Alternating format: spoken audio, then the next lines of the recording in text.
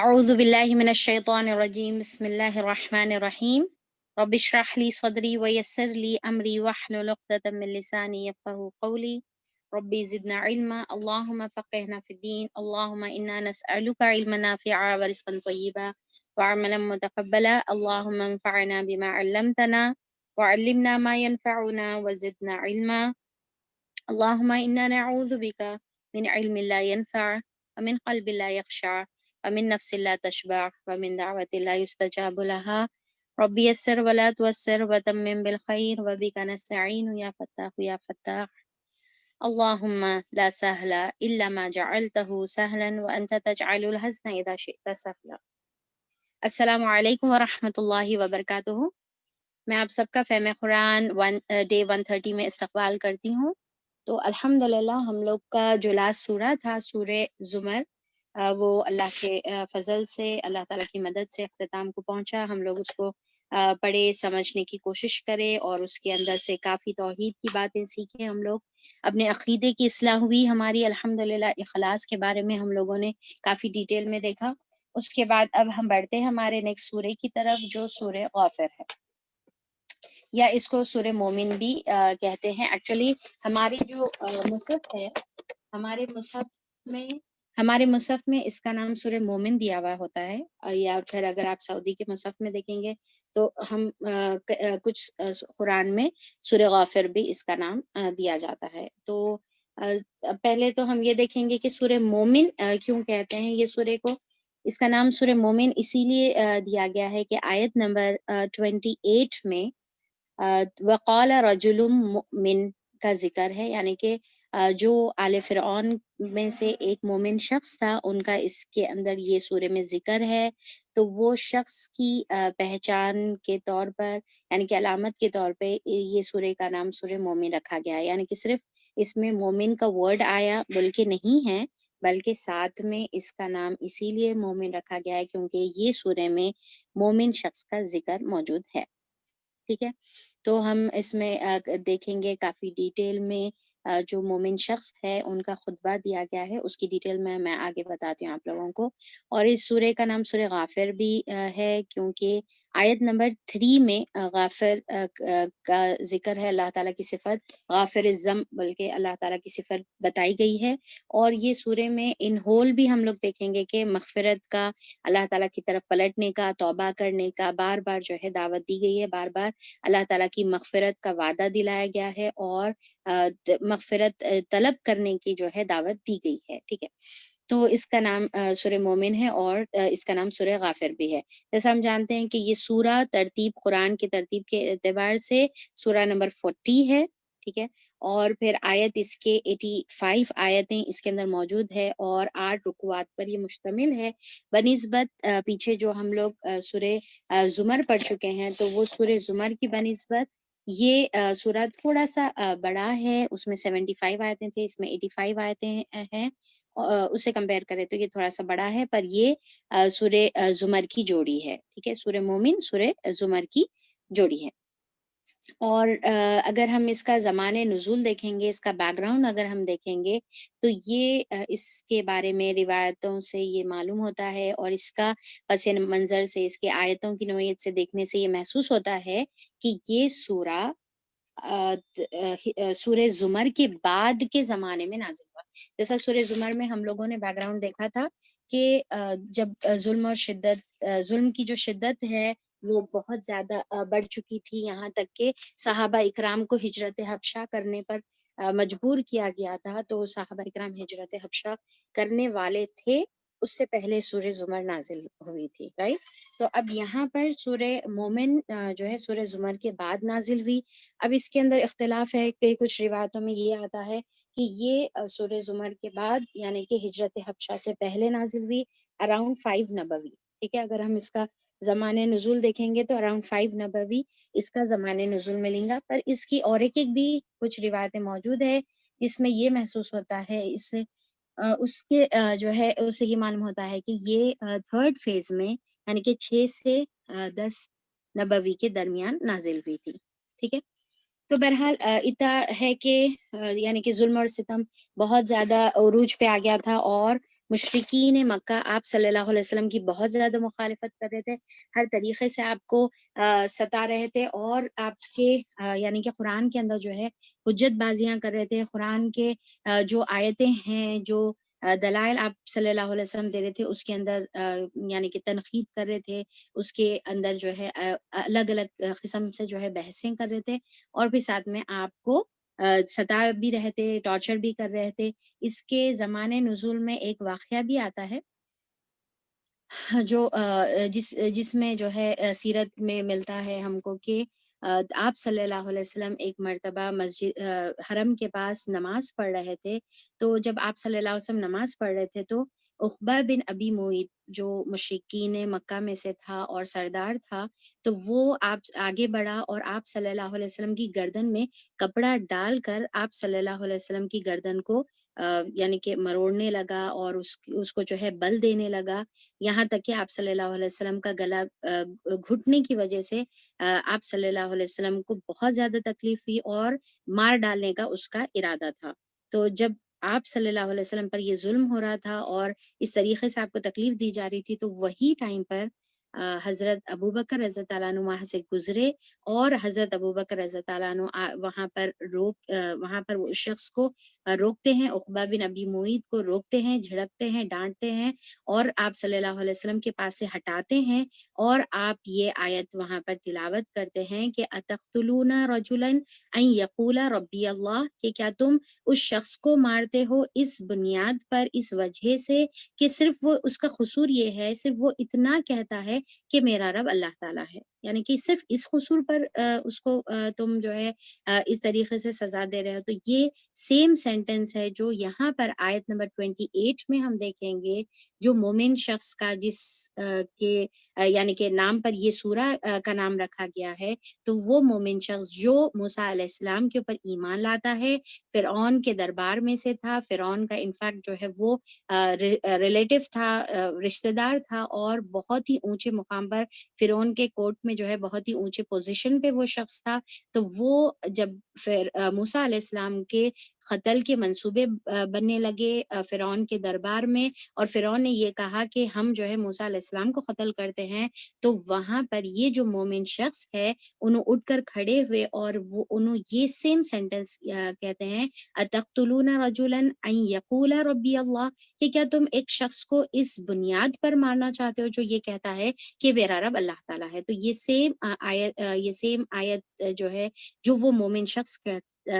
کہے تھے اس سورے میں جو اللہ تعالیٰ ذکر کر رہے ہیں، وہ سیم چیز ابو بکر رضی اللہ عنہ بھی کہتے ہیں، آپ صلی اللہ علیہ وسلم کے لیے جو ہے کہتے ہیں۔ تو یہ واقعہ بھی بتایا جاتا ہے کہ اسی دوران پیش آیا، اور اللہ تعالیٰ نے یہ سورہ وہ ٹائم پر جو ہے نازل فرمایا، آپ صلی اللہ علیہ وسلم کو ہمت دینے کے لیے، اور صحابہ اکرام کو بھی یہ لیسن دینے کے لیے کہ جس طریقے سے آپ صلی اللہ علیہ یعنی کہ موسیٰ علیہ السلام کا ساتھ مومن شخص نے دیا تھا، اس طریقے سے اے صحابہ اکرام آپ کو بھی نبی کریم صلی اللہ علیہ وسلم کا ساتھ دینا ہے، آپ کو سپورٹ کرنا ہے، اور اپنے ایمان کو چھپا کر رکھنا نہیں ہے، بلکہ جیسا مومن شخص نے پورے فرعون کے دربار میں نڈر ہو کر بغیر ڈرے، بغیر جھجکے، بغیر اس کے کانسیکوینسز کو سوچے ہوئے کہ میرے اعلان سے، ایمان کے اعلان سے اور موسیٰ علیہ السلام کو سپورٹ کرنے سے کیا چیز ہو سکتی ہے، تو اپنی جان کی پرواہ نہیں کرے، اپنی پوزیشن کی پرواہ نہیں کرے، عہدے کی پرواہ نہیں کرے، کوئی چیز کی پرواہ نہیں کر کے نڈر ہو کر جو ہے منظر عام پر آئے، سامنے آئے، پورے لوگوں سے مخاطب کر کے موسیٰ علیہ السلام کی تائید کرتے ہیں۔ تو اسی بنیاد پر یہاں پر یہ سورے کا جو نام ہے مومن رکھا گیا ہے، اور پورے قرآن کے اندر اتنا ڈیٹیل کسی کا خطبہ کا ذکر نہیں ہے جتنا یہ مومن شخص کے خطبے کا ذکر ہے، اور یہ سملر ہے سورہ یاسین سے۔ وہاں پر بھی دیکھیں کہ جو مومن شخص کا ذکر تھا وہاں پر بھی 3 نبی ہونے کے باوجود، یعنی کہ ایک نبی آئے، پھر اس کے بعد اور ایک 2 نبی تھے، پھر تیسرے نبی بھی آئے ان کو سپورٹ کرنے کے لیے، تو پھر وہاں پر ایک مومن شخص کا ذکر ہے۔ اور سورہ یاسین میں یہ ہے کہ پر وہ مومن شخص کیا تھے، وہ عام مومن شخص تھے، اور یعنی کہ دور دراز سے آئے اور آ کر اپنے لوگوں کو دین کی دعوت دینا شروع کر دیے۔ پر وہاں پر کیا ہوا تھا، ان کانٹراسٹ یہاں سے فرق یہ ہے کہ وہاں پر ان کو قتل کر دیا گیا، اور ان کو جنت میں اللہ تعالیٰ داخل داخل کر دیا اور ان کو اللہ تعالیٰ جنت کی بشارت دے دیے۔ اب یہاں پر کیا ہے کہ یہ جو مومن شخص ہے یہ عام آدمی نہیں ہے، بلکہ یہ فرعون کے دربار کے، فرعون کا کورٹ کے جو ہے بہت ہی اونچے پوزیشن کے آدمی تھے، اور ساتھ میں فرعون کے رشتہ دار بھی تھے، تو انہوں اپنا ایمان ابھی ظاہر نہیں کرے ہوئے تھے۔ پر جب فرعون موسیٰ علیہ السلام کی قتل کے منصوبے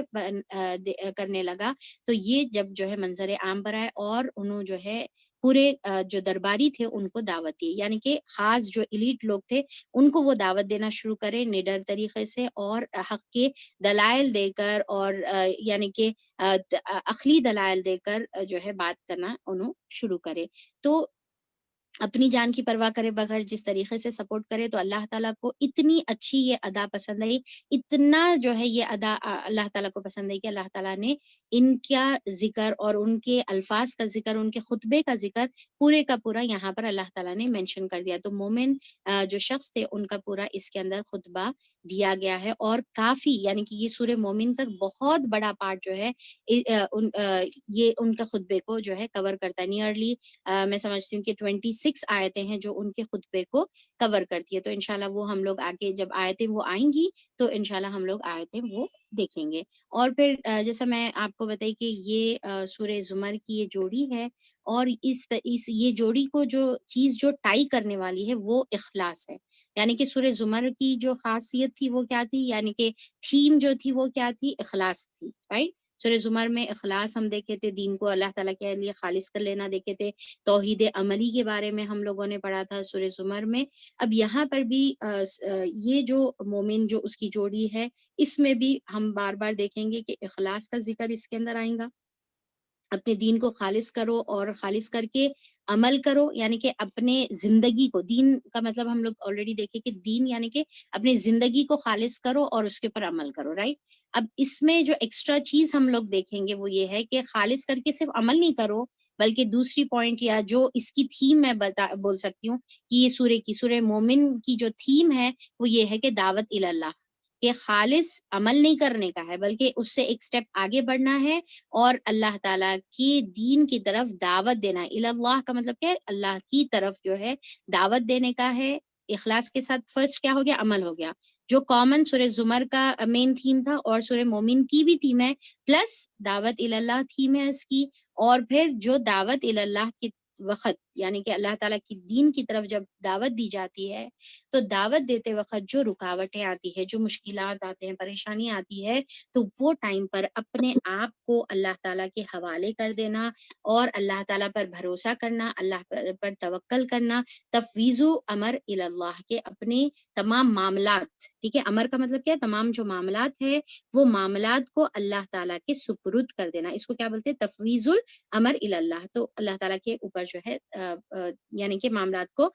چھوڑ دینا، رکھ دینا اللہ تعالیٰ کے اوپر۔ تو یہ اس سورہ کا تھیم ہم لوگ دیکھیں گے۔ جیسا ہم جانتے ہیں کہ یہ کون سے گروپ سے بلونگ کرتا ہے اپنا، یعنی کہ جو ہم لوگ گروپس دیکھ رہے ہیں نا شروع سے، جو ڈیوائڈ کر کے ہم لوگ جو ہے چیک کر رہے، تو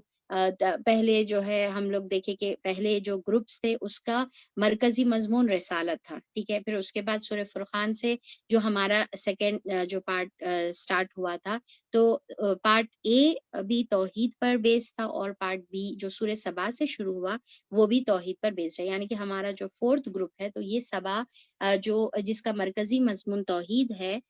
سورہ سبا سے یہ جو سٹارٹ ہو رہی ہے اپنی سیریز، تو اسی سے جو ہے یہ سورہ بلونگ کرنے والا ہے۔ پر اس کی جو خاصیت ہے وہ یہ ہے کہ یہ سورہ کو حوامیم کہتے ہیں، ٹھیک ہے۔ تو یہ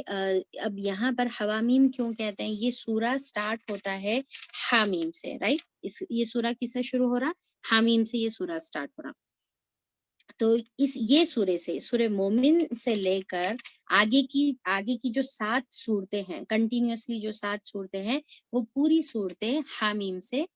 سٹارٹ ہونے والی ہے۔ تو سورہ مومن ہے، ٹھیک ہے، پھر اس کے بعد سورہ فصلت ہے، پھر اس کے بعد سورہ الشورى ہے، پھر سورہ الزخرف ہے، پھر اس کے بعد دخان ہے، پھر جاسیہ ہے، پھر سورہ احقاف ہے۔ یہ پورے جو 7 سورے ہے، یہ پورے 7 سوروں کو الحوامیم کہتے ہیں، یا پھر 7 جو ہے حامیم سوراس کہتے ہیں، ٹھیک ہے۔ 7 یہ 7 کا پورا جو ہے گروپ ہے، اوکے۔ اور پورے صورتیں کس سے شروع ہو رہے، حامیم سے شروع ہو رہے. اس سے پہلے جو سورہ زمر تھی وہ حامیم سے شروع نہیں ہوئی، بلکہ یہ جو سورہ ہے، یہ 7 جو سوراز ہے، یہ پورے باقی کے اب سورہ احقاف تک جو ہمارا 4th پارٹ کا جو اینڈ ہے، وہ پورے الحوامیم اس کو کہتے ہیں، یا آل حامیم بھی اس کو کہہ سکتے ہیں ہم، یعنی کہ فیملی آف حامیم. ٹھیک ہے، فیملی آف حامیم بھی اس کو کہہ سکتے ہیں. تو یہ ایک خاص یہ سورہ کی بات تھی. اس کی فضیلت بھی ہم لوگ سورہ حامیم یا پھر الحوامیم کی فضیلت بھی ہم لوگ دیکھیں گے، پر اس سے پہلے ہم لوگ یہ سورہ کی کچھ ہائی لائٹس دیکھ لیتے ہیں. ٹھیک ہے، تو ہائی لائٹس یہ ہیں کہ اس کے اندر جو خاص بات ہے وہ یہ ہے کہ اس کے اندر مومن شخص کے خطبے کا ذکر ہے. دوسری ہائی لائٹنگ پوائنٹ یہ ہے کہ اس کے اندر فرشتوں کے دعا کا ذکر ہے. جو فرشتے جو جو مومنین ہیں ان کے لیے فرشتے دعا کرتے ہیں، خاص طور پہ عرش کے فرشتے، ان کی دعا کا ذکر ہے، جو آیت نمبر 7 میں ہم لوگ دیکھیں گے آگے انشاءاللہ. پھر اس کے علاوہ اس کے اندر جو آیت نمبر 60 ہے وہ بھی بہت ہی امپورٹنٹ اور اسپیشل آیت ہے، جو دعا پر مبنی آیت ہے. ٹھیک ہے، اللہ تعالیٰ ادعونی استجب لکم، اللہ تعالیٰ فرماتے ہیں کہ دعا کرو مجھ سے، میں تمہاری دعاؤں کو قبول کرنے والا ہوں. دیکھیے سورہ زمر میں بھی ہم لوگ آیت نمبر 53 میں ہم لوگ دیکھیں کہ خاص دعا کا ذکر ہے کہ اللہ تعالیٰ کی جو ہے رحمت سے نا امید مت ہو، اللہ تعالیٰ کی طرف پلٹو. اب یہاں پر بھی آیت نمبر 60 میں خاص جو ہے دعا کا ذکر ہے. تو یہ جو آیت نمبر 60 جو اکثر دعاؤں کے لیے کوٹ کی جاتی ہے اور بہت ہی کامن جو آیت ہے جو اکثر خطبوں میں اور بیانوں میں کوٹ کی جاتی ہے، تو یہ بہت ہی امپورٹنٹ آیت ہے، جو آیت نمبر 60 انشاءاللہ ہم لوگ آگے دیکھیں گے. اب یہ سورہ کے اندر جو خاص ہائی لائٹنگ پوائنٹ یہ بھی ہے کہ یہ اس کے اندر جو ہے اللہ تعالیٰ کی غفور، جو اللہ تعالیٰ غافر ہے اس کی ذکر ہے، اور بار بار ریپیٹ ہے کہ یعنی کہ مغفرت کی امید بار بار جو ہے دلائی گئی ہے. اور پھر اس کی اور ایک خاص بات یہ ہے کہ اس کے اندر 3 پروفٹس کا ذکر ہے. ٹھیک ہے، 3 پروفٹس کا ذکر ہے. موسیٰ علیہ السلام کا ذکر ہے، نوح علیہ السلام کا ذکر ہے، اور یوسف علیہ السلام کا ذکر ہے. موسیٰ علیہ السلام کا تو تھوڑا سا ڈیٹیل میں ذکر ہے. ٹھیک ہے، اور نوح علیہ السلام اور یوسف علیہ السلام کا صرف نام لیا گیا ہے. اسی طریقے سے اس کے کانٹراسٹ میں جو متکبر جو مشرکین ہیں، ٹھیک ہے، متکبر ہے یا مشرک ہے، فرعون، حامان اور قارون. ٹھیک ہے، فرعون، حامان اور قارون، یہ 3 کا ذکر اس کے اندر دیا گیا ہے، یعنی کہ 3 پروفٹس کا. اس کے کانٹراسٹ میں جو ہے فرعون، حامان اور قارون کا ذکر ہے. فرعون کے بارے میں ڈیٹیل ہے، حامان اور قارون کا صرف یہاں پر نام دیا گیا ہے. تو یہ بھی جو ہے کچھ امپورٹنٹ چیزیں تھی جو یہاں پر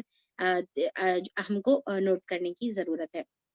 اچھا، پھر اس کے علاوہ یہ سورہ میں جو ہے بہت ہی بار بار یہ بتایا گیا ہے کہ اللہ تعالیٰ کی آیتوں میں مجادلہ نہیں کرنے کا ہے، حجتیں نہیں کرنے کا ہے. جو بات بتائی جا رہی ہے اس کو غور کرو اور اس کو قبول کرنا چاہیے. ٹھیک ہے،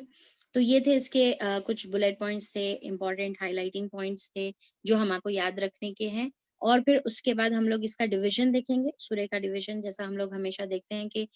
کس طریقے سے سورہ ڈیوائیڈڈ ہے. اس کو سمپل ہم لوگ جو ہے 3 حصوں میں ڈیوائیڈ کریں گے اور اس کے بعد اس کو سب ڈیوائیڈ کریں گے. تو فرسٹ 3 حصوں میں مین اس کو ڈیوائیڈ کر لیں گے. تو آیت نمبر 1 سے 22 تک اس کا ہمارا پارٹ نمبر 1 رہیں گا، جس کے اندر کیونکہ حامیم سے شروع ہو رہا اور شروع میں جو ہے قرآن کا ذکر ہے اور اللہ تعالیٰ کی صفات کا ذکر ہے. ٹھیک ہے، اور اللہ تعالیٰ کی، اور اس میں دیکھیں کہ اللہ تعالیٰ کی جو صفات کا جو ذکر ہم لوگ دیکھیں گے وہ تھوڑا سا ڈفرینٹ اور یونیک سٹائل میں دیکھیں گے. یہ بھی آپ اپنی ہائی لائٹنگ پوائنٹس میں ایڈ کر لے سکتے کہ ایک اسپیشل یا پھر یونیک سٹائل آپ لکھ سکتے کہ یونیک سٹائل میں اللہ تعالیٰ کی صفات کا ذکر ہے کمبینیشن کے ساتھ. ٹھیک ہے، صرف اللہ تعالیٰ کی جو ہے صفات کیسے طریقے سے ہے کہ کمبینیشن کے ساتھ، جیسا ہے نا، عزیز العلیمی، غافر الذنبی، قابل التوبی، شدید العقابی، ذی الطول. ٹھیک ہے، تو اس طریقے سے اللہ تعالیٰ کی صفات کا یہاں پر خاص طور پہ تذکرہ ہے جو یونیک ہے، جو دوسری جگہ پر قرآن کے اندر ہم کو نہیں ملتا. اور اس کے علاوہ یہاں پر شروع میں جو آیت نمبر 1 سے 22 تک جو ہمارا پارٹ نمبر 1 ہے، تو اس کے اندر فرشتوں کی دعا کا ذکر ہے. اور خاص طور پہ یہ حصے میں یہ بتایا گیا ہے کہ اللہ تعالیٰ کی جو آیتیں نازل کی جا رہی ہے اس میں بحثیں مت کرو اور حجتیں مت کرو، بلکہ اللہ تعالیٰ کی آیتوں پر لڑو جھگڑو نہیں، بلکہ اللہ تعالیٰ کی آیتوں کو قبول کرو اور پلٹ کر اللہ تعالیٰ کی طرف آؤ، تو اللہ تعالیٰ تمہاری مغفرت کرے گا اور اللہ تعالیٰ تمہارے کو قبول کرے گا، ورنہ آخرت میں افسوس کرنے کا، آخرت میں یعنی کہ ندامت کرنے کا کوئی فائدہ نہیں ہے۔ اب دوسرا جو پارٹ ہے وہ ہم یہ بول سکتے کہ بھئی یعنی کہ موسیٰ علیہ السلام اور فرعون کا ہم ذکر بول سکتے ہیں، مومن کا جو خطبے کا ذکر ہے، ٹھیک ہے، تو اس کو ہم کیا کریں گے، 2 حصوں میں ڈیوائڈ کریں گے۔ پارٹ 2 کو ہم 2 حصوں میں ڈیوائڈ کریں گے۔ پارٹ 1 جو آیت نمبر 23 سے 27 تک، اس میں فرعون اور موسیٰ علیہ السلام کا ذکر ہے، تھوڑا سا بریف انٹروڈکشن ہے کہ کس طریقے سے فرعون جو ہے لڑکوں کو قتل کر دیتا تھا اور لڑکیوں کو چھوڑ دیتا تھا، تھوڑا سا بریف انٹروڈکشن ہے۔ اس کے بعد سیکنڈ جو پارٹ ہے، یہ مین پارٹ ہے، پارٹ بی، جو آیت نمبر 28 سے 54 تک، جو کنٹینیوسلی 26 آیتوں پر مشتمل ہے، بہت ہی میجر پارٹ ہے، جس میں مومن کا ذکر ہے، ٹھیک ہے۔ پھر اس کے بعد ہمارا ہے پارٹ نمبر 3، جو آیت نمبر 55 سے آیت نمبر 85 یعنی کہ اختتام تک، اینڈ تک جو ہے چلے گا۔ اس کے اندر آپ صلی اللہ علیہ وسلم سے مخاطب کر کے آپ صلی اللہ علیہ وسلم کو صبر کی تلقین کی جا رہی ہے، استقامت کے ساتھ دعوت پر جمے رہنے کا حکم دیا جا رہا ہے کہ استقامت سے دعوت کنٹینیو کرتے چلے جاؤ، ٹھیک ہے، یہ حکم دیا جا رہا ہے۔ اور ساتھ میں کچھ جو ہے التذکیر بھی آلاء اللہ اور التذکیر بھی ایام اللہ کا ذکر کیا جا رہا ہے۔ کچھ ہماری جو ہے یعنی کہ آفاقی جو دلائل ہوتے ہیں نا، عقلی دلائل ہے، آفاقی دلائل ہے،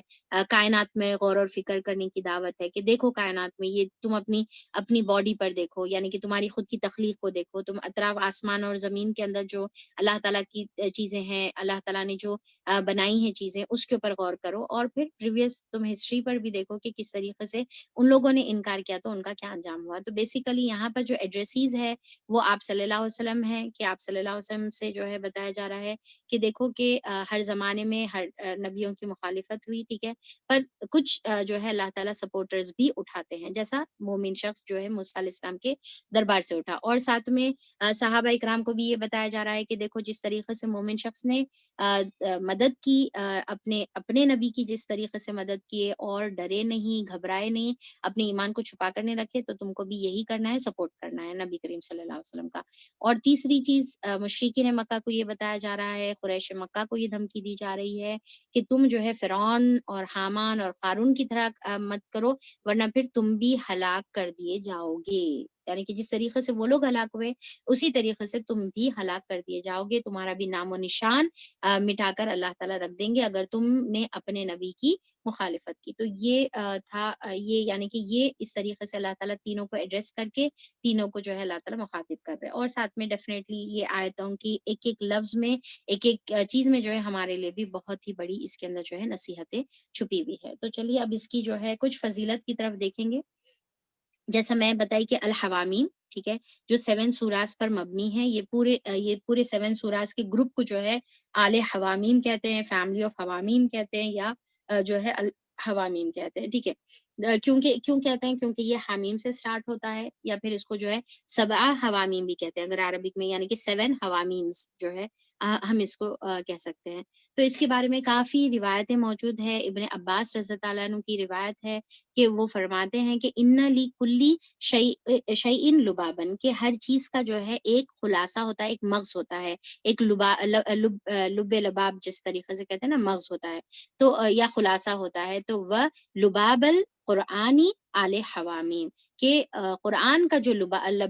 خلاصہ ہے یا قرآن کا جو مغز ہے، ٹھیک ہے، تو وہ قرآن کا مغز الحوامیم ہے، یعنی کہ یہ جتنے بھی جو آل حوامیم ہیں یہ مین قرآن کا مغز ہے۔ ابن عباس رضی اللہ عنہ یہاں پر فرماتے ہیں کہ ہر چیز کا خلاصہ ہوتا ہے، اور قرآن مجید کا جو خلاصہ ہے وہ قرآن مجید کا خلاصہ حوامیم ہے۔ اس کے علاوہ اور ایک روایت میں آتا ہے کہ لکلی شعین ثمرۃ و ان ثمرۃ القرآن ذوات الحوامیم، کہ ہر چیز کا ایک پھل ہوتا ہے اور قرآن کا پھل آل حوامیم ہے۔ جس کو یہ پسند ہو کہ جنت کے باغ میں وہ چرنا چاہے، یعنی کہ جس کو بھی یہ پسند ہے کہ وہ جنت کے باغ میں اگر وہ چرنا چاہے تو وہ آل حوامیم پڑھے، یعنی کہ جو حوامیم جو ہے یہ، یعنی کہ یہ جو 7 سورے ہیں یہ پڑھیں گے تو ایسا محسوس ہوگا کہ وہ جیسا گویا کہ جنت کے باغات میں وہ تفریح کر رہا ہے، وہ سیر کر رہا ہے، وہ چر رہا ہے۔ اب دیکھیے کہ اس کو کیوں یہاں پر اس کی کیا خاص بات ہے، یہ سوروں کے بارے میں آتا ہے کہ یہ سورے نا بہت ہی ہلکے پھلکے ہیں، اس کے اندر بہت ہی وزنی آیتیں نہیں ہیں، بہت ہی زیادہ جو ہے احکامات نہیں ہیں۔ جیسا مدنی صورتیں ہیں تو اگر ہم مدنی صورتیں دیکھیں گے تو اس میں کیا ہے کہ ہم کو محسوس ہوتا ہے کہ بہت زیادہ احکامات ہے، اور پھر اس میں فقہی مسائل ہے، بہت سارے احادیث سے ریلیٹڈ ملتے ہیں، الگ الگ روایتیں اس میں ملتی ہے۔ تو مدنی صورتوں کا اپنا الگ ہی جو ہے طریقہ ہوتا ہے، اس میں جنگوں کا ذکر ہوتا ہے، یہ تمام چیزیں۔ اور مکی صورتیں میں اب یہ جو صورتیں ہیں اس کے اندر کیا ہے، بہت ہی خوبصورت ہلکی پھلکی آیتیں ہیں، کیونکہ یہ توحید سے ریلیٹڈ ہے۔ اب دیکھیے کہ جو آیتیں آخرت سے ریلیٹڈ ہے وہ تو بہت ہی جو ہے انسان کو یعنی کہ دل کو دہلا دینے والی آیتیں ہوتی ہیں، اور ساتھ میں شروع کی جو صورتیں جو رسالت پر مبنی تھے اس میں بھی ہم لوگ دیکھیں کہ کتنا زیادہ تذکر بھی ایام اللہ کا ذکر تھا نا، کہ وہ فلاں وہ فلاں انبیاء کے ساتھ وہ فلاں وہ فلاں وہ فلاں، یعنی کہ سب پورے پہلے کے انبیاء اکرام کا ذکر تھا۔ کتنے مرتبہ ہم لوگوں نے پڑھا نا کہ ہود علیہ السلام کا، پھر جو ہے صالح علیہ السلام کا، شعیب علیہ السلام کا، پھر کس طریقے سے ان کی بستیوں کو جو ہے یعنی کہ تباہ اور برباد کر دیا گیا، یعنی کہ وہ بھی آیتیں کیسی تھی، خطرناک آیتیں تھی۔ اب یہاں پر یہ جو حصہ ہے جو توحید پر مبنی ہے، اور توحید کے جو ہے اپنے اللہ تعالیٰ کے لیے اپنے توحید کو خالص کرنے کا جو یہ آیتوں میں ذکر ہے، یہ بہت ہی خوبصورت آیتیں ہیں۔ ایسا محسوس ہوتا ہے جیسا گویا کہ ایک انسان جو ہے جنت کے باغات میں چل رہا ہے۔ اب پھر ابن عبداللہ ابن مسعود سے ایک روایت یہ بھی آتی ہے کہ جب میں تلاوت کرتے کرتے آل حوامیم پر آ جاتا ہوں، یعنی کہ جب میں قرآن کی تلاوت کرتا ہوں، دیکھیے کہ صحابہ اکرام جو ہے ہر 7 دن میں قرآن کو جو ہے ختم کرتے تھے، بہت ہی فریکوینٹلی، یا 3 دن میں جو ہے قرآن کو ختم کرتے تھے، تو ان کی جو ہے بہت زیادہ جو ہے قرآن کی تلاوت کی وہ لوگوں کو عادت تھی۔ تو جب وہ بتاتے ہیں عبداللہ ابن مسعود کہ جب میں تلاوت کرتے کرتے سورہ آل حوامیم پر آ جاتا ہوں تو مجھے یوں محسوس ہوتا ہے کہ گویا میں باغ میں تفریح کر رہا ہوں، یعنی کہ ایسا دکھتا کہ جیسا کہ کوئی باغ میں جو ہے وہ تفریح کر رہے ہیں۔ تو پھر اس لیے میں کیا کرتا ہوں کہ آرام سے اپنا وقت لے لیتا ہوں، ٹھیک ہے۔ اور ایک ابن مسعود رضی اللہ عنہ سے روایت ہے کہ یعنی کہ قرآن آل حوامیم دباج القرآن ہے۔ کیا ہے؟ آل حوامیم دباج القرآن ہے۔ دباج کس کو کہتے ہیں؟ دباج ایکچولی سلک کو کہتے ہیں۔ تو جس طریقے سے سلک انسان کے لیے کیا ہوتا ہے، خوبصورتی کا ذریعہ ہوتا ہے، کمفرٹ کا ذریعہ ہوتا ہے، خوشی کا ذریعہ ہوتا ہے، وہ دیکھ کر جو ہے خوبصورتی کا ذریعہ ہوتا ہے، یعنی کہ وہ دیکھ کر خوشی بھی محسوس کرتا ہے، خوبصورتی بھی محسوس کرتا ہے، اپنے اندر ایک یعنی کہ بہت ہی جو ہے عمدہ اور ایلیگنٹ جو ہے وہ فیل کرتا ہے۔ تو اسی طریقے سے یہ جو صورتیں ہیں آل حوامیم، یہ دباج القرآن ہے، یعنی کہ قرآن کی سمجھے کہ بھائی سلک آف قرآن سمجھیے، یا خوبصورتی سمجھیے قرآن کی۔ اور ایک روایت میں یہ بھی بات ملتی ہے کہ ان صورتوں کو دلہن کہا جاتا ہے۔ کیا کہا جاتا ہے ان صورتوں کو؟ قرآن کی جس طریقے سے جیسا دلہن، یعنی کہ خوبصورت سجی ہوئی یہ صورتیں ہیں۔ اور ایک روایت آتا ہے کہ عبداللہ رضی اللہ عنہ سے روایت ہے کہ قرآن مجید کی مثال ایسی ہے، تو انہوں کمپیئر کرے، قرآن کو جو ہے کمپیئر کرے، مثال دے رہے جیسے کوئی شخص اپنے گھر والوں کے لیے کسی جگہ کی تلاش میں ہو، اور اس کا کسی ایسی جگہ سے گزر ہوا ہو جہاں بارش ہو چکی ہو، وہ اس جگہ خوشی کا اظہار کرتے ہوئے چلتے چلتے سرسبز و شاداب اور گھنے باغات میں پہنچ جائے، اور کہے کہ میں تو بارش برسنے والی پہلی جگہ ہی سے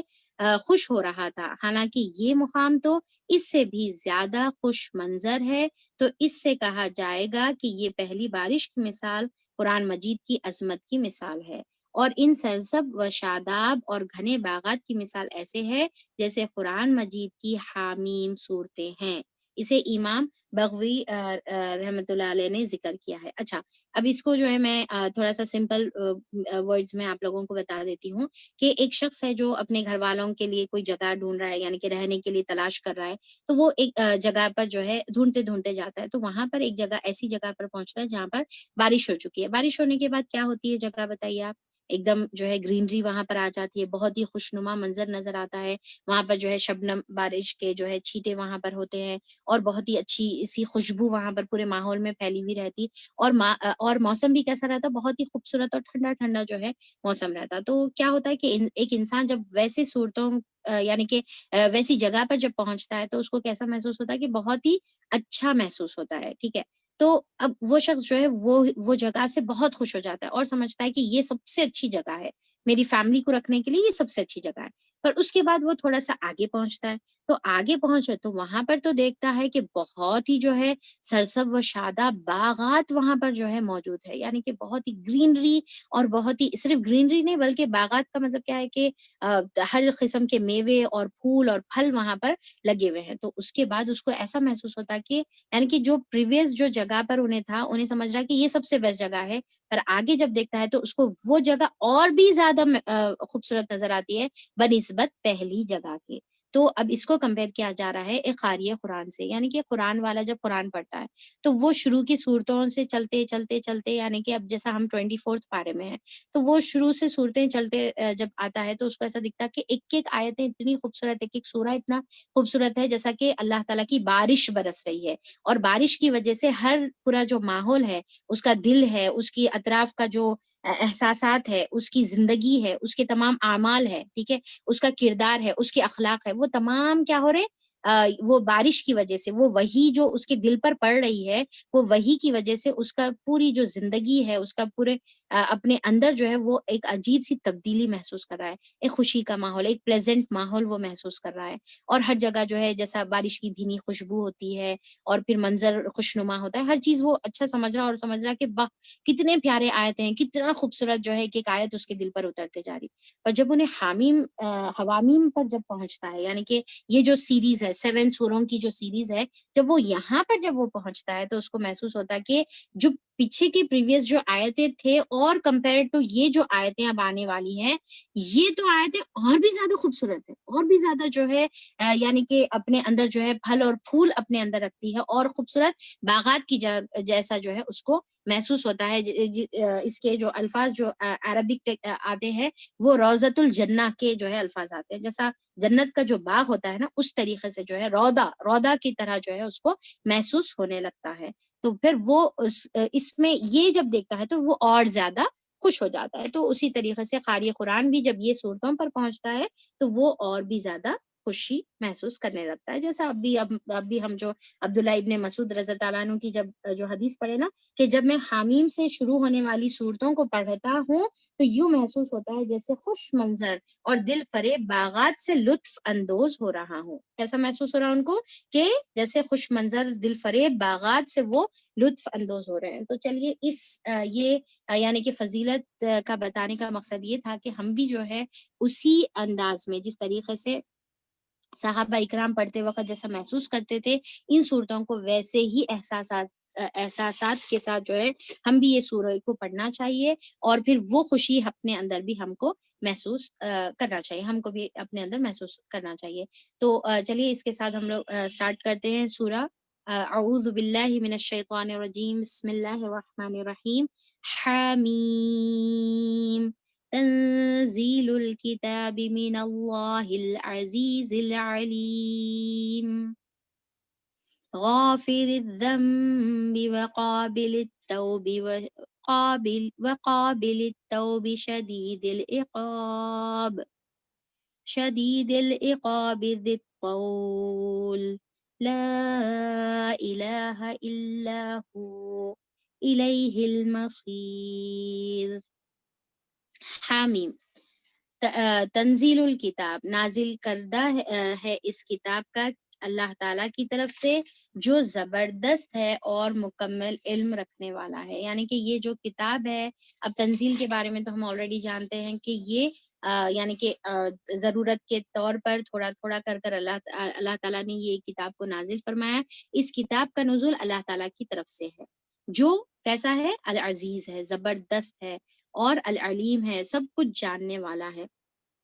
تو یہ جو حامیم ہے، یہ حروف مقطعات حامیم سے شروع ہو رہا ہے، جیسا اس سے پہلے کئی حروف مقطعات ہم ہم لوگ دیکھ چکے ہیں، یہ حامیم سے شروع ہو رہا، اور یہ کمپلیٹ ایک انڈیپینڈنٹ آیت بھی ہے، یعنی کہ حامیم ایک انڈیپینڈنٹ آیت بھی ہے. اور اس کی فضیلت میں البتہ ایک حدیث ہم کو ملتی ہے، وہ یہ ہے کہ آپ صلی اللہ علیہ وسلم جو ہے ایک مرتبہ غزوے میں موجود تھے، اور آپ صلی اللہ علیہ وسلم آرام فرما رہے تھے. تو آپ سونے سے پہلے صحابہ اکرام کو یہ بولے کہ اگر تم پر دشمن کی طرف سے رات کو حملہ ہو جائے تو شعار کے طور پر کہو حامیم، ان دشمنوں کی مدد نہیں کی جائے گی. یعنی کہ اگر تم یہ ورڈ جو حامیم جو ورڈ ہے، اگر تم یہ ورڈ اپنی زبان سے کہو گے تو یہ کس طریقے سے ایک حصار کے طور پہ، ایک فورٹ کے طور پر، یعنی کہ اطراف جو فورٹریس ہوتا ہے اس کے طور پر جو ہے یہ حامیم کام کرے گا، اور تمہارے خلاف جو ہے اللہ تعالیٰ دشمنوں کی مدد نہیں کرے گا، بلکہ تم کو اللہ تعالیٰ ہر ایک یعنی کہ شر سے اللہ تعالیٰ تم کو پروٹیکٹ کرے گا. تو یہ روایت ابو داؤد کی روایت ہے، اور اس کی سند صحیح بتائی جاتی ہے. تو یہ تھا حامیم اور اس کی فضیلت. اور پھر اللہ تعالیٰ بتا رہے کہ اللہ تعالیٰ نے قرآن کو نازل فرمایا ہے، اور وہ کیسا ہے اللہ تعالیٰ، جو عزیز ہے اور علیم ہے. اب یہ صفت ہم پریویس سورے میں بھی دیکھے تھے. اب یہاں پر دیکھیے کہ خاص صفت بتائی جا رہی ہے، غافر الذنبی اور وقابل التوبی شدید العقاب ذی الطولی. تو یہ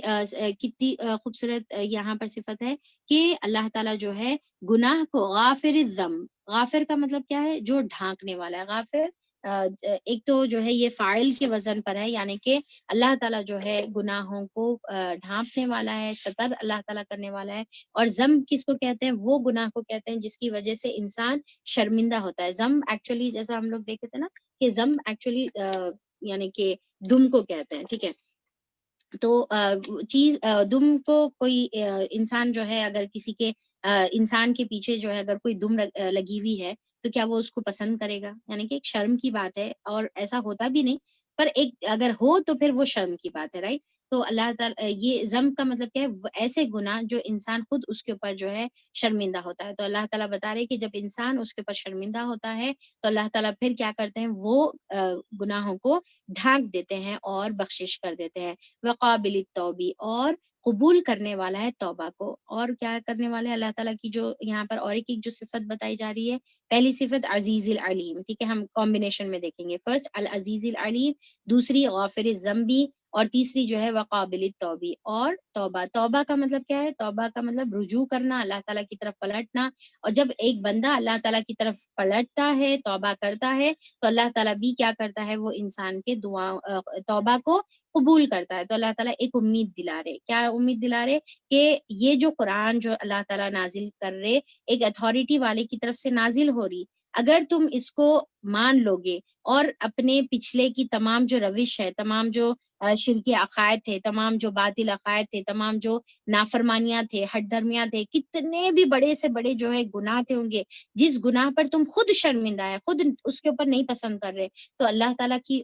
رحمت سے مایوس ہونے کی ضرورت نہیں ہے، بلکہ اللہ تعالیٰ تو غافر الذنب ہے، اللہ تعالیٰ سب معاف کر دے گا. پر کیا ہے کہ اتھارٹی والے، العزیز جو اتھارٹی والا ہے، اس کی طرف سے جو کتاب نازل ہو رہی ہے اس کو قبول کریں گے تو پھر اللہ تعالیٰ تمہارے گناہوں کو معاف فرما دے گا، تمہاری توبہ کو قبول کرے گا. اب دیکھیے کہ غافر الذنب اور قابل توب جو ہے آلموسٹ سیم معنی رکھتا ہے، یعنی کہ گناہوں کو ڈھانکنے والا ہے، توبہ کو قبول کرنے والا ہے، رائٹ، سیم معنی رکھتا ہے. پر اس میں جو ہے ایک بہت ہی خوبصورت ڈفرینس بتایا جاتا ہے کہ غافر الذنب پاس گناہوں کا ہے، یعنی کہ جو آپ گناہ کر چکے ہیں اور اس کے اوپر شرمندہ ہے، اس کے اوپر جو ہے اللہ تعالیٰ سے جو ہے یعنی کہ ندامت نادم ہے اللہ تعالیٰ کے سامنے، تو اللہ تعالیٰ اس کو ڈھانک دے گا، پورے پریویس جو ہے تمہارے سنس کو اللہ تعالیٰ کور کر دے گا، اس کو جو ہے پوشیدہ کر دے گا. کیونکہ دیکھیے کہ انسان جو ہے اپنے عیب کسی کے سامنے ظاہر کرنا نہیں پسند کرتا، رائٹ. تو اللہ تعالیٰ بتا رہے کہ دنیا میں بھی اللہ تعالیٰ کور کر دیں گے ہمارے گناہوں کو، اور آخرت میں اللہ تعالیٰ جو ہے ہمارے گناہوں کو کور کر دیں گے. پھر دوسرا یہ ہے اللہ تعالیٰ امید بھی دلا رہا ہے، کیونکہ ایک انسان جو گناہ کا عادی ہوتا ہے، گناہ کرتا ہے، پھر پلٹتا ہے اللہ تعالیٰ کی طرف، توبہ کرتا ہے، پھر گناہ کرتا ہے، تو اللہ تعالیٰ بتا رہے کہ اگر تم بار بار پلٹو گے میری طرف تو اللہ تعالیٰ جو ہے گناہوں کو معاف کرنے والے ہیں، اور اللہ تعالیٰ قبول کرنے والے ہیں، تمہاری توبہ کو قبول کرنے والے ہیں. اچھا، اب یہاں پر دیکھیے کہ توب کے بارے میں آتا ہے کہ ایک ہوتی نا توبہ، توبہ جو ہے توبہ کا مطلب بھی جو ہے توبہ کرنا ہے، یہ توب کا مطلب بھی توبہ کرنا ہے، پر توب جو ہے بہت ہی یعنی کہ جو ہاف جو اللہ تعالیٰ توبہ بول کے پورا کمپلیٹ ورڈ یہاں پر نہیں ہے نا، بلکہ توب بول کے جو ورڈ ہے یہاں پر، تو اس کا مطلب یہ ہے کہ بہت ہی چھوٹی توبہ، یعنی کہ بہت ہی چھوٹی ندامت کے ساتھ بھی اگر توبہ کرے، بہت بڑا گڑ گڑا کے رو رو کے اللہ تعالیٰ کے سامنے جو ہے دامن پھیلا پھیلا کے اگر توبہ نہیں کرے، پر ایک چھوٹا سا احساس کے ساتھ بھی اللہ تعالیٰ کی طرف پلٹیں گے، تھوڑا سا بھی اگر تم پلٹیں گے تو اللہ تعالیٰ اس کو بھی قبول کرنے والے ہیں۔ یہ اور ایک خوبصورتی ہے، یہ یعنی کہ ورڈ کی خوبصورتی ہے کہ اللہ تعالیٰ وہ چھوٹی سی جو توبہ ہے اس کو بھی قبول کریں گے۔ پر دیکھیے کہ اللہ تعالیٰ قبولیت کی شرط بھی بتا دی کہ ایسی نہیں، بلکہ اگر ایک انسان ندامت کے ساتھ اللہ تعالیٰ کی طرف پلٹے اور پھر جو گناہ ہے اس کو چھوڑ دے، یعنی کہ ایک تو ندامت ہونا ہے، رائٹ، توبہ کا مطلب ہی پلٹنا ہے، ندامت کے ساتھ پلٹنا پہلی چیز۔ دوسرا کیا ہے کہ وہ جو گناہ کر رہا اس کو چھوڑ دینا، ٹھیک ہے، یعنی کہ پھر وہ گناہ کو ریپیٹ نہیں کرنا، وہ گناہ کے اوپر جو ہے اڑ نہیں جانا، بلکہ وہ گناہ کو چھوڑ دینا کا۔ یہ نہیں کہ بھائی توبہ کرے پھر وہ گناہ کرتے جا رہے پھر توبہ کرے، نہیں، بلکہ پورے کا پورا ارادہ کر لو کہ بھائی اب یہ گناہ پھر ہم جو ہے نہیں کریں گے، تو کمپلیٹلی جو ہے وہ گناہ کو جو ہے چھوڑ دیں گا، اللہ تعالیٰ کی طرف ندامت سے پلٹیں گے، اور پھر ساتھ میں جو ہے قبولیت کا ابھی جو وقت ہے، وقت سے پہلے توبہ کر لیں گے، یعنی کہ یہ نہیں کہ بھائی موت کے فرشتے کو دیکھ کر نہیں، بلکہ وقت پر جو ہے اگر توبہ کر لیں گے تو اللہ تعالیٰ قبول کر لے گا۔ اور پھر ساتھ میں یہ ہے کہ اگر لوگوں کا حقوق تھا تو وہ لوگوں کا حقوق ادا کرنا ہے، تب اللہ تعالیٰ توبہ قبول کر لیں گے۔ اور ایک چیز یہ ہے کہ انسان جب مخلوق پر احسان کرتا ہے تب بھی اللہ تعالیٰ انسان کے گناہوں کو معاف کر دیتے ہیں، یعنی کہ ایک تو ہے نا کہ انسان توبہ کر کے اللہ تعالیٰ سے معافی مانگ رہا ہے کہ اللہ تعالیٰ میرے یہ گناہ کیوں معاف کر دیجئے، تو جب اللہ تعالیٰ توبہ تو جب تو قبول کرتے ہیں، ٹھیک ہے، قابل توب، پر بعض وقت اللہ تعالیٰ جو ہے ایک انسان کے کچھ ایسے ایکشنز ہوتے ہیں، جیسا ایک نیکی کر رہا تو بھی گناہ معاف کر دیتے اللہ تعالیٰ،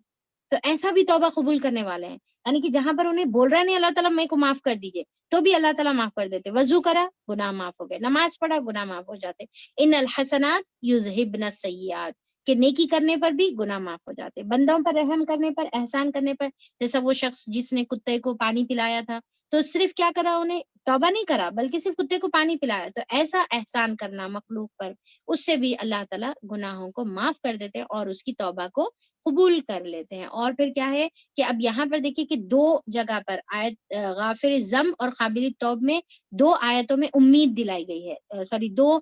جو اللہ تعالیٰ کی صفات ہے اس کے اندر امید دلائی گئی ہے کہ اللہ تعالیٰ جو ہے غافر الذنب ہے، گناہوں کو ڈھانکنے والا ہے، قابل توب ہے،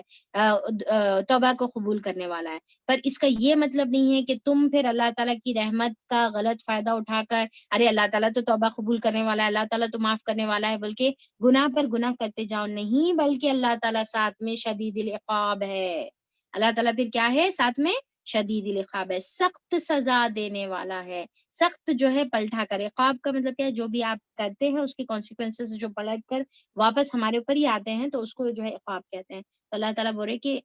سخت اللہ تعالیٰ جو ہے سزا بھی دینے والا ہے۔ اللہ تعالیٰ کی ایک جگہ پر رحمت سے مایوس نہیں ہونے کا ہے، لا تقنطوا من رحمت اللہ، کہ اللہ تعالیٰ کی رحمت سے مایوس نہیں ہونا ہے، پر دوسرا اللہ تعالیٰ کی رحمت کا غلط فائدہ بھی نہیں اٹھانا ہے کہ آپ جو ہے چلے گئے گناہ پہ گناہ کرتے ہی چلے جا رہے ہیں، اور پھر اللہ تعالیٰ تو ارے قابل توبہ ہے بھائی، اللہ تعالیٰ تو معاف کرنے والا ہے، دعاؤں کو توبہ کو قبول کرنے والا ہے، نہیں، اللہ تعالیٰ ساتھ میں کیا ہے شدید العقاب بھی ہے، سخت سزا دینے والا بھی ہے۔ سورہ ہجر میں بھی ہم یہ آیت دیکھ چکے ہیں نا کہ اللہ تعالیٰ فرماتے ہیں سورہ ہجر میں کہ نبی عبادی انی انا الغفور الرحیم، کہ میرے بندوں کو یہ جو ہے خبر دے دو، یہ انفارم کر دو میرے بندوں کو کہ ڈیفینیٹلی اللہ تعالیٰ کیا ہے، انی، بے شک میں، انا الغفور الرحیم، بے شک میں جو ہے بہت معاف کرنے والا ہوں اور رحم کرنے والا ہوں، پر ساتھ میں اللہ تعالیٰ کیا بتائے، وَأَنَّ عَذَابِي هُوَ الْعَذَابُ الْعَلِيمُ، پر ساتھ میں کیا ہے کہ یہ کہ پھر میرا عذاب بھی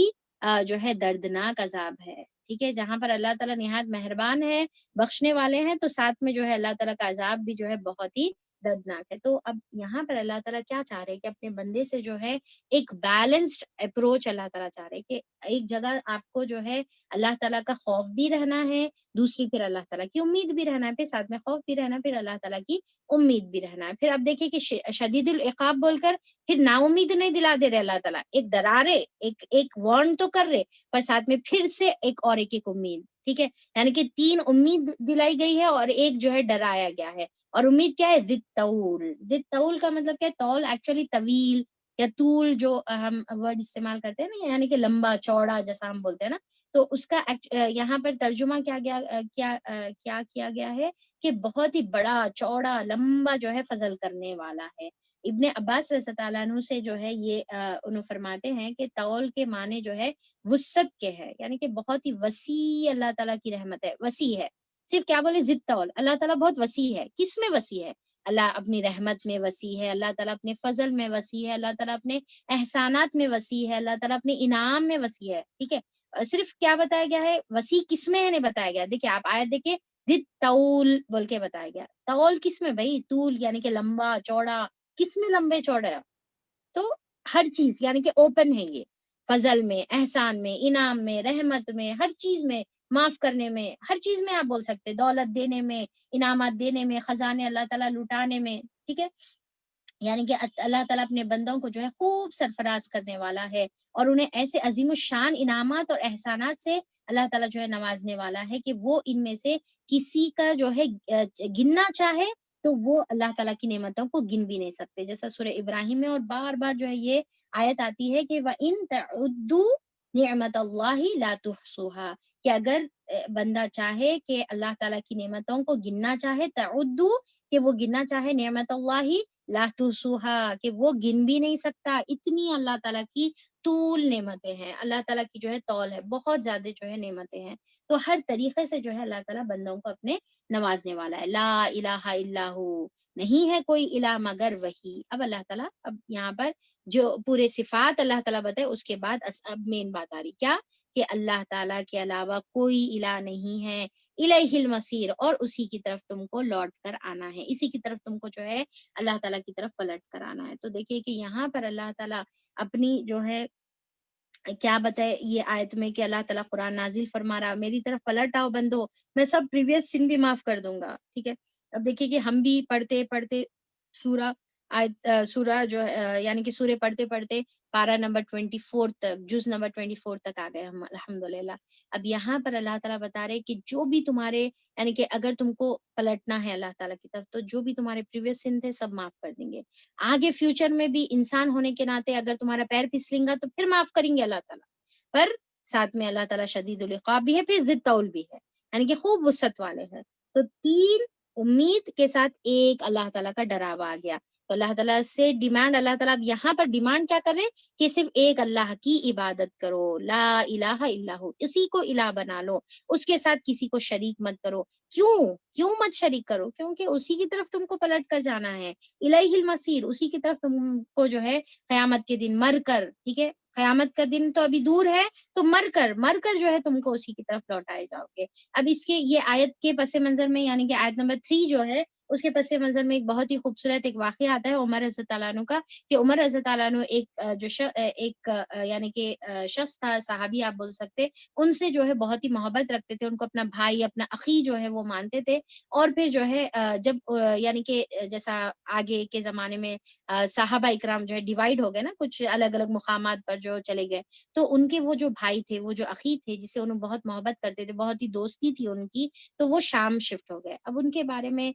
جب شام سے ایک قافلہ آیا تو عمر رضی اللہ عنہ اپنے بھائی کے بارے میں پوچھے، یعنی کہ جو ان کے بیسٹ فرینڈ تھے، ٹھیک ہے، ان کے بارے میں پوچھے، تو لوگ ان کے بارے میں کوئی پازیٹیو ریسپانس نہیں دیے. انہوں بولے کہ ٹھیک ہے، اتنا ایمان پہ نہیں ہے، تھوڑا سا ڈیویٹ ہو گئے، تھوڑا سا جو ہے صحیح مطلب اتنا جیسا جو ایمان تھا ان کا پہلے جب مدینے میں تھے تو ویسی والی بات تو اب نہیں ہے ان کے اندر. تو جب یہ سنے عمر رضی اللہ عنہ تو عمر رضی اللہ عنہ کو بہت زیادہ تکلیف ہوئی، اور عمر رضی اللہ عنہ پھر یہ کرے کہ ان کے لیے دعا کرے، ٹھیک ہے، ان کے لیے ہاتھ اٹھائے اور ان کے لیے دعا کرے اور اللہ تعالیٰ سے کہ اللہ تعالیٰ ان کو ہدایت دے دے. اس کے بعد انہوں ایک لیٹر لکھتے ہیں، اور لیٹر لکھ کر جو ہے وہ قافلے کو دیتے ہیں اور بولتے ہیں کہ یہ میرے بھائی کو دے دو. تو لیٹر جب ان کے وہ دوست کو ملتا ہے تو وہ لیٹر کھولتے ہیں تو اس کے اندر یہی جو آیتیں یہاں پر دیے گئے ہیں آیت نمبر 3 تک، یہ آیتیں اس کے اندر دیے ہوئے رہتے، اور اس کے اندر صرف اتنا ہی بتایا جاتا ہے کہ غافر ذنب، قابل التوب، شدید العقاب، ٹھیک ہے، شدید العقاب، ذِالطَّوْلِ لا الہ الا ہو الیہ المصیر. اب یہ آیت جب انہوں پڑھتے ہیں ان کے دوست تو ان کے اوپر اتنی زیادہ رقت طاری ہو جاتی، اتنا زیادہ ان کے اوپر کپ کپی اور یعنی کہ شور ہونا شروع کرتے، ٹرمبل ہونا شروع کرتے، اور پھر انہوں نے توبہ کی اور پھر انہوں جو ہے پھر واپس سیدھے رستے پہ یعنی کہ واپس سے جو ہے استقامت سے جم گئے. تو پھر اس کے وہ فیڈ بیک پھر عمر رضی اللہ عنہ کو پہنچتا ہے، تو عمر رضی اللہ عنہ بہت اس کے اوپر اللہ کا شکر ادا کرتے ہیں، خوش ہوتے ہیں اور حکم دیتے ہیں کہ جب کبھی تم دیکھو کہ تمہارا بھائی یعنی کہ تمہارے رشتہ دار ہے، تمہارا دوست ہے، تمہارے بھائی ہے، کوئی بھی ہے، جب تم دیکھو کہ ان کا پیر پسل رہا ہے اور انہوں سیدھے راستے سے ہٹ رہے ہیں، تو تمہارے کو یہی کرنا چاہیے. کیا؟ ان کے لیے خوب دعائیں کرنا چاہیے اور ان کو جو ہے اللہ تعالیٰ کی مغفرت کی بھی امید دلانا ہے اور اللہ تعالیٰ کے سے جو ہے ڈرانا ہے. اب دیکھیے 3 امید اور 1 ڈر، رائٹ؟ تو انہوں جو ہے یہ 3 امید اور 1 ڈر والی جو ہے آیت لکھ کر بھیجتے ہیں ان کو. تو آپ عمر رضی اللہ عنہ حکم دیتے ہیں کہ یہی پروسیجر تم کو اپنانا چاہیے اور اپنے بھائی کے خلاف شیطان کی مدد نہ کرو. کیا مطلب ہے اپنے بھائی کے خلاف شیطان کی مدد نہ کرو؟ تو اس کا مطلب یہ ہے کہ جس طریقے سے ہم کیا کرتے ہیں کہ اگر ہم کسی کو دیکھتے ہیں نا کہ سیدھے راستے سے بھٹک گئے، تو ہم جو ہے ان کو تنقید کرنا شروع کرتے، ٹونٹ مارنا شروع کرتے، تانے دیتے اور پھر کچھ بھی جو ہے بری باتیں کرتے یا ان کے پیچھے غیبت کرتے یا ان کے جو ہے ڈسکشن کرتے. انہوں پہلے سیدھے راستے پہ تھے، اب دیکھو کیسے ہو گئے، آئے ہائے کتنے نیک تھے، کتنے جو ہے پابند تھے، سب تھے، اب دیکھو بالکل ہی جیسے عجیب ہو گئے، ایسا کہیں کو ہو گئے ہوں گے. بھائی اپن فکر میں ہی بولتے، پر کیا کرتے ہم، کیا کرتے پیچھے غیبت کرنا شروع کرتے، اونٹنا شروع کرتے یا ان کے بارے میں کچھ بھی برا بھلا بولتے یا ان کے منہ پہ جو ہے تانے دینا شروع کر دیتے، ان کو یعنی کہ غلط طریقے سے احساس دلانا شروع کرتے. تو یہ کیا ہے کہ یہ گویا کہ ایسا ہے کہ جیسا ہم جو ہے شیطان کی مدد کر رہے ہیں، کیونکہ شیطان کیا کرتا اور ان کو جو ہے ہم یعنی کہ ڈھیٹ بنا دیتا اور ان کو ضد میں لے کر آ کر جو ہے اپنے مقصد میں وہ کامیاب ہو جاتا اور جو ہے غصہ دلاتا ان کو ہم لوگوں کے خلاف. اور ہم جب اچھی بات بتا رہے تو ان کو وہ بات اچھی نہیں دکھتی، الٹا بری دکھنا شروع ہو جاتی، تو وہ پھر شیطان اپنے کام میں جو ہے کامیاب ہو جاتا. تو عمر رضی اللہ عنہ کیا فرماتے ہیں کہ شیطان کو کہ جو ہے اپنے بھائی کے خلاف جو ہے شیطان کی مدد نہ کرو، اس کی مددگار نہ بنو. تو ہم کو جو ہے اس آیت پر دوسروں کو ریمائنڈ کرنے کے بدل پہلے تو ہم کو پہلے ایکچولی اپنے آپ کو ریمائنڈ کرنا ہے کہ اللہ تعالیٰ آیتوں کی قرآن کی طرف ہم کو پہلے دعوت دے رہے اور اپنے صفات کی طرف بھی ہم کو دعوت بھی دے رہے اور ہم کو امید بھی دلا رہے اور ہم کو خوف کی بھی اللہ تعالیٰ دعوت دے رہے. تو لہٰذا ہم کو جو بھی اپنے گناہ ہیں ہم کو پلٹنا ہے اللہ تعالیٰ کی طرف اور اپنے گناہوں کی معافی مانگنا ہے. تو چلیے اس کے ساتھ ہم لوگ جو ہے آج انشاءاللہ یہاں پر ختم کرتے ہیں اور آگے کی پھر جو آیتیں ہیں وہ انشاءاللہ تیزی سے ہم لوگ کل کمپلیٹ کریں گے. تو اللہ تعالیٰ سے دعا ہے کہ اللہ تعالیٰ ہمارے جو بھی پریویس جو سنس ہے، اللہ تعالیٰ جو بھی یعنی کہ ہماری زندگی میں ہم نے جو بھی گناہ کیے ہیں اور زیادتیاں کیے ہیں، اپنے نفس پر ظلم کیا ہے، شرک کیا ہے، بدعت کیے ہے، جو بھی عقائد کی ہمارے برائیاں تھے اور عملی برائیاں تھے، اخلاقی برائیاں تھے اور حقوق میں جو کمیاں تھے، جو بھی اللہ تعالیٰ ہمارے سے غلطی اور کوتاہی ہوئی، اللہ تعالیٰ کھلے میں، چھپے میں، اندھیرے میں، اجالے میں، تنہائی میں اور محفل میں اللہ تعالیٰ وہ تمام گناہوں کو ہمارے معاف فرما دے. بے شک اللہ تعالیٰ تو قابل توب ہے. اللہ تعالیٰ ہم تیری طرف رجوع کرتے ہیں اور اللہ تعالیٰ سچے دل سے ندامت کے ساتھ اللہ تعالیٰ ہم تیری طرف پلٹتے ہیں اور گناہ سے توبہ کرتے ہیں اور اللہ تعالیٰ ہم نیکی کا ارادہ کرتے ہیں کہ اللہ تعالیٰ ہم وہ گناہوں کو چھوڑ دیں گے اور نیکی پر جم جائیں گے. بے شک اللہ تعالیٰ تو شدید العقاب ہے، اللہ تعالیٰ تو سخت سزا دینے والا ہے. ہم تیرے سزا سے اللہ تعالیٰ تیری پناہ چاہتے ہیں کہ اللہ تعالیٰ تو ہماری حفاظت فرمائے اور تو ضد طول ہے. اللہ تعالیٰ تو بہت بڑے فضل والا ہے، بہت بڑے احسانات اور انعام دینے والا ہے اور بہت تیری وسعت بہت وسیع. اللہ تعالیٰ ہم تیری رحمت کے ذریعے سے، تیری رحمت بہت وسیع ہے، ہم تیری رحمت کا سوال کرتے ہیں اللہ تعالیٰ کہ تو ہم کو اپنے رحمت کے سائے میں لے لے اور ہم کو توحید کی توفیق عطا فرما، ہم کو صرف اور صرف تیری طرف رجوع کرنے والا اور تیری عبادت کرنے کی توفیق عطا فرما دے. یا الہ العالمین، قرآن کا یہ جو خوبصورت حصہ جو ہم آج شروع کر رہے ہیں، اللہ تعالیٰ یہ جو الحوامیم ہے، یہ خوبصورت جو مغز ہے قرآن کا، جو قرآن کی دلہن ہے، یا پھر اللہ تعالیٰ جو دیباج القرآن ہے، اللہ تعالیٰ اس کو خوب انجوائے کرنے کی توفیق عطا فرما، اس کو خوب اپنے اندر عمل کرنے کی توفیق عطا فرما، اس کو سمجھنے کی توفیق عطا فرما، اس کی گہرائی میں جا کر اس کی ایک ایک موتی کو ڈھونڈنے کی اللہ تعالیٰ تو ہم کو توفیق عطا فرما دے۔ یا الہ العالمین، تو نے ہم کو قرآن کی سمجھنے کی جو توفیق اللہ تعالیٰ عطا کی ہے، اللہ تعالیٰ اس سے تو ہم کو محروم مت کر، بلکہ ہم کو اس کے اوپر استقامت پر جمع کر رہے۔ اللہ تعالیٰ جتنے بھی ہرڈلز آ رہے، جتنے بھی رکاوٹیں آ رہے، اللہ تعالیٰ وہ رکاوٹوں کو اللہ تعالیٰ تو آسان فرما دے، ہم کو عمل کی توفیق عطا فرما دے، ہمارے گھر والے، ہمارے ازواج، ہماری اولاد، ہمارے اہل و عیال تمام کو اللہ تعالیٰ اس کے اوپر عمل کی توفیق عطا فرما دے۔ آمین ثم آمین، وآخر الدعوانا ان الحمد للہ رب العالمین۔ سبحان ربک رب العزة عما یصفون وسلام علی المرسلین والحمد للہ رب العالمین، وصلی اللہ علی نبینا محمد وآلہ وصحبہ اجمعین برحمتک یا ارحم الراحمین۔ سبحانک اللہم وبحمدک، نشہد ان لا الہ الا انت، نستغفرک ونتوب الیک۔ ربنا لا تزغ قلوبنا بعد إذ هديتنا وهب لنا من لدنك رحمة إنك أنت الوهاب۔ ربنا اغفر لي ولوالدي وللمؤمنين يوم يقوم الحساب، رب ارحمهما كما ربياني صغيرا۔ آمين ثم آمين، وصلى الله على نبينا محمد وآله وصحبه أجمعين برحمتك يا أرحم الراحمين۔ السلام عليكم ورحمة الله وبركاته۔